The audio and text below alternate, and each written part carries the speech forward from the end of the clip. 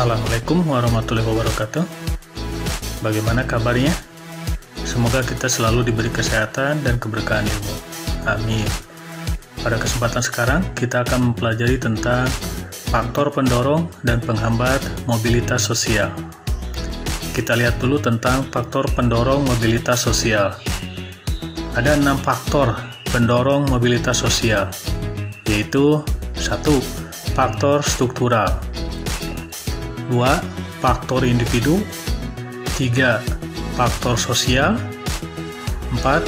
Faktor ekonomi, 5. Faktor politik, dan 6. Faktor pendidikan. Baiklah, marilah kita lihat satu persatu. Apa yang maksud dengan itu semua? Faktor pendorong terjadinya mobilitas sosial yang pertama yaitu faktor struktural. Perhatikan yang berikut ini. Kalian pasti mengenalnya. Ini urutan Presiden Indonesia dari yang pertama yaitu Bapak Soekarno, kemudian Bapak Soeharto, kemudian Bapak Habibie, kemudian Bapak Abdurrahman Wahid atau Gus Dur, kemudian Ibu Megawati, kemudian Bapak SBY atau Susilo Bambang Yudhoyono, dan Bapak Jokowi. Mereka jadi presiden karena dipilih oleh rakyat, karena pemerintahan kita menganut sistem pemerintahan demokrasi. Dalam sistem demokrasi, siapa saja bisa memiliki jabatan atau status sosial seperti itu, karena tidak melihat kaya atau miskin, atau kurang mampu. Bukan hanya presiden, jabatan atau kedudukan apapun bisa, seperti menteri, gubernur, bupati, atau yang lainnya, asal kita punya kemauan dan kemampuan. Perhatikan juga yang ini. Betul, dalam sistem kasta, status sosial seseorang sudah ditentukan berdasarkan sejak kelahirannya, yaitu dari yang paling tinggi, yaitu kasta Brahmana, kemudian di bawahnya adalah kasta Satria, kemudian kasta Waisya, dan kasta Sudra. Di Indonesia, sistem kasta ini tidak ada. Di Indonesia, setiap warga negara dapat mencapai status sosial berupa jabatan atau kedudukan apapun, tidak melihat berasal dari keluarga mampu atau kurang mampu, asal memiliki kemauan dan kemampuan, karena struktur masyarakat Indonesia sangat terbuka untuk semua orang, dan inilah menjadi pendorong adanya mobilitas sosial. Faktor pendorong terjadinya mobilitas sosial yang kedua yaitu faktor individu. Perhatikan yang berikut ini. Tentu saja setiap individu atau setiap orang tidak sama. Mereka memiliki sikap, kemampuan, dan keterampilan yang berbeda. Betul? Betul tidak? Coba bandingkan kalian sendiri dengan teman kalian sekelas.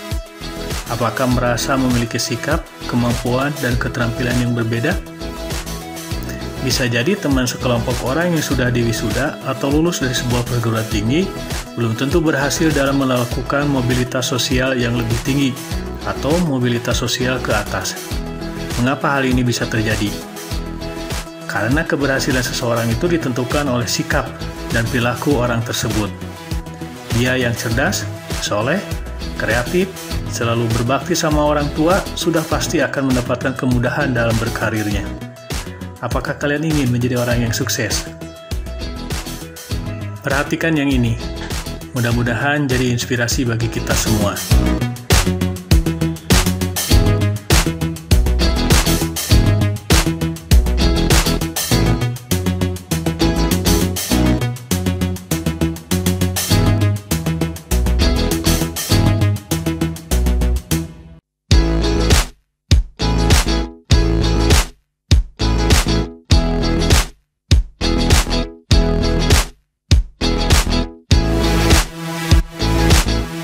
Faktor pendorong terjadinya mobilitas sosial yang ketiga yaitu faktor sosial.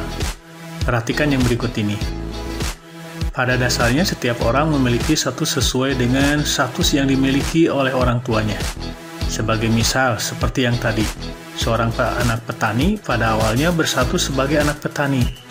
Karena ada ketidakpuasan akan status sosial, maka menjadi pendorong untuk terus berusaha dan berjuang agar ada perubahan status sosialnya.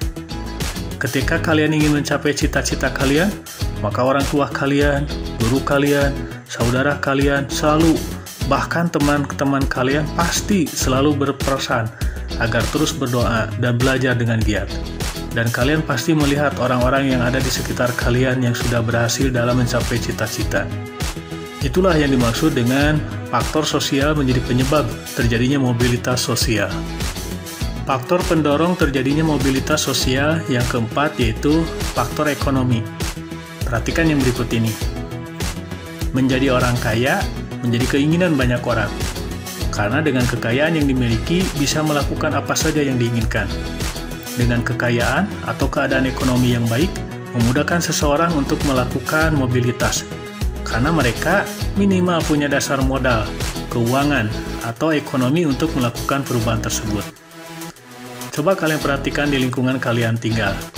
Masyarakat yang ekonominya baik, kelihatan lebih mudah melakukan mobilitas sosial. Karena dengan kondisi ekonomi yang baik, mereka dengan mudah untuk mendapatkan modal untuk usaha. Misalnya, untuk mendapatkan pendidikan sampai ke pendidikan yang lebih tinggi. Bisa jadi mudah untuk mendapatkan berbagai kesempatan. Itulah faktor ekonomi yang menyebabkan terjadinya mobilitas sosial. Faktor pendorong terjadinya mobilitas sosial yang kelima yaitu faktor politik. Perhatikan yang berikut ini. Indonesia pernah dijajah oleh bangsa lain, yaitu oleh Belanda dan Jepang, yang begitu cukup menyengsarakan bangsa Indonesia. Sampai pada akhirnya bangsa Indonesia merdeka. Dengan kondisi negara yang merdeka, kehidupan bangsa menjadi aman. Bangsa Indonesia bisa membangun negerinya dan bisa membangun rakyatnya. Pada saat negara sedang aman, stabilitas politik stabil, maka mobilitas sosial bangsa akan mudah terjadi. Bayangkan oleh kalian, bagaimana kalau negeri ini tidak aman? Selalu terjadi pemberontakan.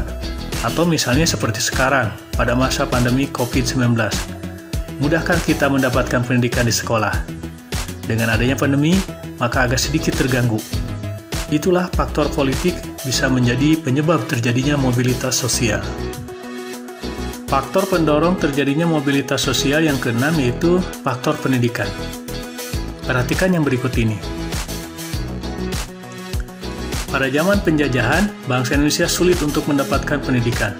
Akibatnya, bangsa Indonesia banyak yang terkurung dalam kebodohan. Zaman dulu, bangsa Indonesia sangat sulit untuk mengembangkan ilmu pengetahuan dan teknologi. Bagaimana dengan sekarang? Bersyukurlah, sekarang kita sangat mudah untuk mendapatkan pendidikan, baik melalui sekolah, kursus-kursus pendidikan, melalui internet, atau yang lainnya. Tinggal ada kemauan dan usaha kerja keras. Begitu mudah mendapatkan pendidikan pada zaman sekarang, mulai dari sekolah dasar, sekolah menengah, sampai dengan ke perguruan tinggi. Coba perhatikan di lingkungan kalian, bagaimana kehidupan mereka yang berpendidikan tinggi. Itulah faktor pendidikan menjadi faktor terjadinya mobilitas sosial. Berikutnya kita lihat tentang faktor penghambat mobilitas sosial. Ada dua faktor penghambat mobilitas sosial, yaitu faktor kemiskinan dan faktor diskriminasi. Baiklah, marilah kita lihat satu persatu. Apa yang dimaksud dengan semua itu? Faktor penghambat terjadinya mobilitas sosial yang pertama yaitu faktor kemiskinan. Perhatikan yang berikut ini. Kemiskinan merupakan masalah besar bagi sebuah lingkungan masyarakat, terutama bila ada di kota-kota besar. Di antara faktor yang menyebabkan kemiskinan adalah pendidikan yang rendah. Dengan pendidikan yang rendah mengakibatkan kualitas manusianya sangat rendah. Akibatnya sangat sulit untuk berpeluang mendapatkan pekerjaan yang terbatas. Sehingga kemiskinan ini menjadi penyebab bagi terjadinya mobilitas sosial. Semoga kita semua dijauhkan dari kemiskinan ini. Amin. Tapi kita tidak perlu berkecil hati, karena tidak sedikit yang berasal dari keluarga miskin bisa merubah hidupnya.